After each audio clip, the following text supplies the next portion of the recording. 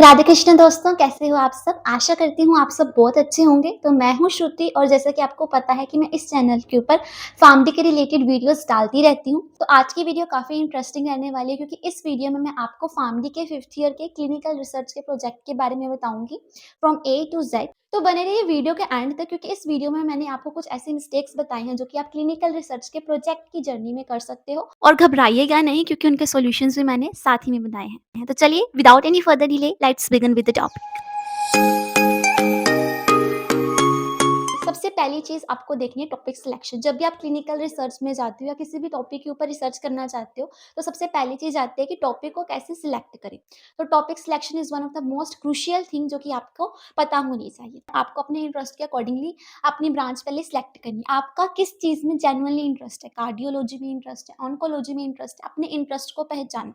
उनके ड्रग्स के बारे में पढ़ो, उनकी पैथो के बारे में पढ़ो कि मुझे इस फील्ड में ज़्यादा इंटरेस्ट आ रहा है, मैं इस फील्ड में रिसर्च कर सकती हूँ। राइट। सेकंड चीज़ आपको ये याद रखना है कि फार्मडी का जो प्रोजेक्ट है वो एक ग्रुप में आपको करना है।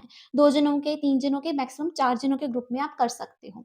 ठीक है? तो you have to be clear in mind about that कि आप जिसके साथ भी प्रोजेक्ट में कर रहे हो, जिसके साथ भी आप क्लिनिकल रिसर्च कर रहे हो, उसका इंटरेस्ट और आपका इंटरेस्ट अलाइन करना चाहिए। अदरवाइज़ आप दोनों अपना 100% प्रोजेक्ट के ऊपर नहीं दे पाओगे। अगर आपका इंटरेस्ट कार्डियोलॉजी में है, उसका इंटरेस्ट ऑन्कोलॉजी में है, तो आप लोगों के जो थिंकिंग होगी वो क्लैश करेगी। सो मेक श्योर कि आप जिसके साथ प्रोजेक्ट कर रहे हो उसका इंटरेस्ट और आपका इंटरेस्ट जो है वो अलाइन करना चाहिए।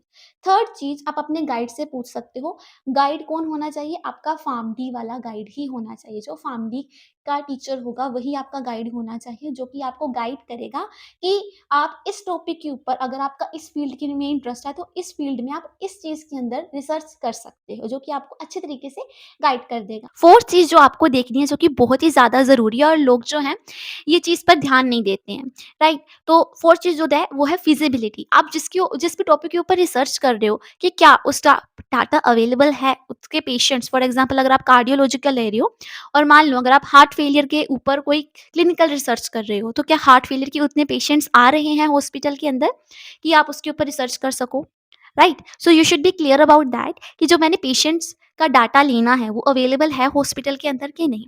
फॉर दिस आपको सबसे पहले अपना इंटरेस्ट फाइंड करना पड़ेगा कि अगर आप कार्डियोलॉजी में ले रहे हो तो आपको इंटरेस्ट देखना पड़ेगा। आप किसी कार्डियोलॉजिस्ट के पास जाओ, जिस भी हॉस्पिटल के साथ आपके कॉलेज का टाई अप है, वहाँ के कार्डियोलॉजिस्ट के पास जाकर आप उनसे सजेशन ले सकते हो, उनसे गाइडेंस ले सकते हो कि हमने क्लिनिकल रिसर्च का प्रोजेक्ट करना है and these are the topics that we have selected, will you please guide us और सजेस्ट समथिंग एल्स, राइट? तो बिकॉज वो वहाँ पर क्लिनिकली काम कर रहे हैं तो वो आपको अच्छे तरीके से बताएंगे कि ये चीज़ आप अगर आप हार्ट फेलियर के ऊपर रिसर्च कर रहे हो तो आप इसके अंदर ये वाले ड्रग के ऊपर रिसर्च करो, या फिर इस एरिया में इस तरीके के पेशेंट आते हैं, आप इसके ऊपर रिसर्च करो। तो ये चीज़ ना काफ़ी कम लोग आपको बताएँगे, लेकिन मैं आपको बता रही हूँ कि अगर आप क्लिनिकल रिसर्च के ऊपर प्रोजेक्ट कर रहे हो तो इट वुड बी ग्रेट कि अगर आप क्लिनिकल प्रिसेप्टर की हेल्प से अपना टॉपिक सिलेक्ट करो। सबसे पहला आपका जो बेनिफिट होगा वो इसका यही होगा कि आपका जो टॉपिक होगा वो फर्स्ट टाइम ही अप्रूव हो जाएगा, बिकॉज़ वो एक क्लिनिकल प्रिसेप्टर ने बताया है टॉपिक, तो उसके चांसेस हैं कि वो आपका 100% पहली ही बार में अप्रूव हो जाएगा। सेकेंडली आपको डॉक्टर ने चीज़ बताई है तो आपको उसके अकॉर्डिंगली डाटा भी अवेलेबल मिल जाएगा। जिस पर्टिकुलर डिजीज़ के पेशेंट्स उनके हॉस्पिटल में ज़्यादा होंगे वो उसके अकॉर्डिंगली आपको टॉपिक बताएँगे। सो obviously data availability would be more, so that would be great for your studies and results. So I think कि अगर आप अपने फार्मडी गाइड के साथ-साथ किसी क्लिनिकल प्रिसेप्टर की हेल्प से अपना टॉपिक सिलेक्ट करें, so that would be great. अच्छा, जब आप टॉपिक सिलेक्ट कर रहे हैं तो आपको ये पता होना चाहिए कि आपका टॉपिक जो है वो आईईसी के द्वारा अप्रूव होता है। आईईसी यानी कि इंस्टीट्यूशनल एथिक कमेटी। आपके एरिया में जो सी भी इंस्टीट्यूशनल एथिक कमेटी होगी वो आपका टॉपिक पहले अप्रूव करेगी, तभी आप उसके ऊपर रिसर्च कर सकते हो। सो आपका जो टॉपिक होगा वो उसके रिलेटेड आपको कुछ क्वेश्चंस पुट करेंगी। तो ये नहीं है कि कोई भी टॉपिक आया या फिर कोई भी डॉक्टर ने या आपके गाइड ने आपको टॉपिक बताया, आप उसको लेकर सीधा ही चले गए और आपने कहा कि हमारा टॉपिक तो सिलेक्ट ही नहीं हुआ। ऐसा नहीं होगा। आपको जिस भी टॉपिक के ऊपर इंटरेस्ट है, पहले आपको खुद उस टॉपिक के बारे में सारा पढ़ना पड़ेगा। आपको लिटरेचर रिव्यू करना पड़ेगा। आप गूगल स्कॉलर पर जाइए, पबमेड के ऊपर जाइए, साइंस डायरेक्ट के ऊपर जाइए, आर्टिकल्स पढ़िए, उस टॉपिक के रिलेटेड सर्च करिए, आर्टिकल्स पढ़िए। और आर्टिकल्स में आपको क्या देखना है? बेसिकली आपको देखना है कि उस आर्टिकल्स के ऑब्जेक्टिव क्या हैं, कि उस टॉपिक के ऊपर रिसर्च करी गई लेकिन उसके ऑब्जेक्टिव क्या हैं, उसके ऊपर ध्यान देना है। उसके बाद मेथोडोलॉजी पे ध्यान देना है कि स्टडी डिज़ाइन क्या था, प्रोस्पेक्टिव थी, रेट्रोस्पेक्टिव थी, कितना सैंपल साइज़ था, पेशेंट्स कितने थे, 50 लिए गए, 100, 200, 300 कितने पेशेंट्स लिए गए। फिर उसके बाद कौन-कौन से पैरामीटर्स उनके ऊपर स्टडी करेंगे। फॉर एग्ज़ाम्पल अगर आप ब्लड प्रेशर के ऊपर काम कर रहे हो, तो ब्लड प्रेशर के ऊपर अगर कोई ड्रग लिया गया है, तो वो ड्रग का क्या डोज़ था, क्या रूट था, कैसे दिया गया, तो आपको वो पैरामीटर्स देखने पड़ेंगे, कौन-कौन से पैरामीटर्स के ऊपर स्टडी करी गई है। इसके साथ-साथ आपको देखना पड़ेगा स्टैटिस्टिकल मेथड्स कौन से लगाए गए।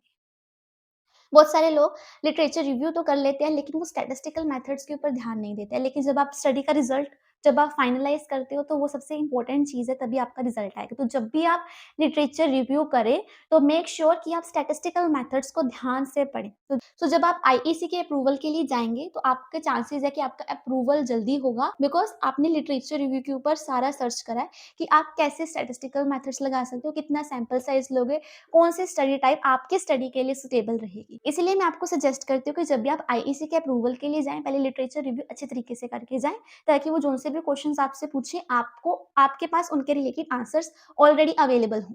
तो जब आप आईईसी के पास अप्रूवल के लिए जाते हैं, उसके लिए आपको क्या चाहिए होता है, साइनॉप्सिस। तो अपनी साइनॉप्सिस आपको तैयार करनी है under the guidance of your guide, right? जो भी गाइड होगा, उसकी गाइडेंस के अंडर आपको अपनी साइनॉप्सिस तैयार करनी है, जिसमें आपको एम लिखना है, ऑब्जेक्टिव्स डिफाइन करने हैं, मेथोडोलॉजी डिफाइन करनी है। मेथोडोलॉजी में आप क्या बताओगे, स्टडी साइट क्या है, स्टडी डिज़ाइन क्या है, स्टडी डिज़ाइन प्रोस्पेक्टिव है, रेट्रोस्पेक्टिव है, कौन सी स्टडी आप परफॉर्म करने जा रहे हो, स्टडी सैंपल कितना है, 50 पेशेंट्स ले रहे हो, 100, 200, 300 कितना मैक्सिमम सैंपल ले रहे हो।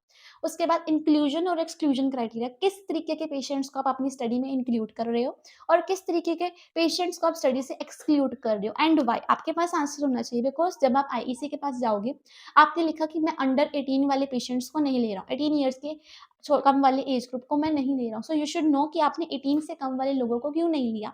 So you should be clear about that in your mind, so be prepare for that. Next thing is कि स्टडी ड्यूरेशन कितनी रहेगी, 6 मंथ्स की स्टडी ड्यूरेशन रहती है। उसके बाद जो चीज़ आएगी that is data collection.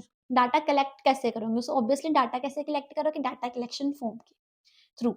So data collection form आप उसके ऊपर डाटा कलेक्ट करोगे, एंड स्टैटिस्टिकल मेथड कौन से लगाओगे वो आपको मेंशन करने पड़ेंगे। For me I use SPSS software and Microsoft Excel.